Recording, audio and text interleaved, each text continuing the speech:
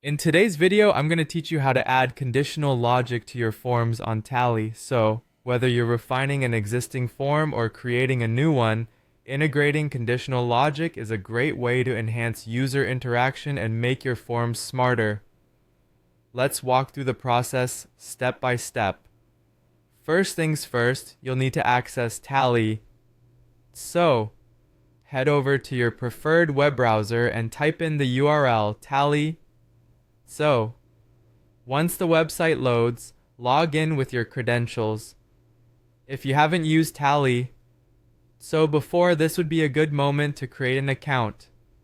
When you're logged in, choose the form you want to work with, or if you're feeling creative, start fresh with a new form. With your form open, our focus now shifts to the specific field where you'd like to implement conditional logic. Click on the field of interest to bring up its settings. You should see an option labeled either logic or conditional logic. This is where the magic happens, so go ahead and click on that to dive deeper.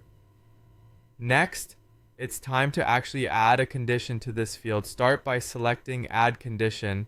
You'll need to pick a trigger field, essentially the one that determines when your condition kicks in. For instance, think about what specific criteria need to be met. Should the field equal a certain value? Should it contain specific text? Or must it simply not be empty? Your choice will depend entirely on what you're looking to achieve with your form. Once you've set the condition, the next step is defining the action. Decide how you want your form to respond when the condition is met. Options are plenty. You can choose to show or hide information dynamically, make the field required or optional based on prior responses, or even set it to autofill with a certain value.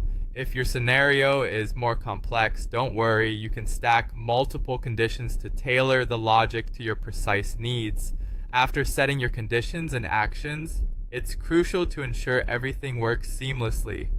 Hit the preview button to experience the form as a user would. Enter different values in the trigger field and observe if the form behaves as expected. This is your chance to tweak any missteps or fine-tune settings before making the form live. Finally, once you're satisfied and everything checks out, don't forget to save your form. It's the last, yet a critical step to ensure all your hard work is preserved and ready for users to engage with. There you have it, a complete walkthrough on implementing conditional logic in your Tally.so forms. This streamlined process not only adds sophistication to your forms, but also enhances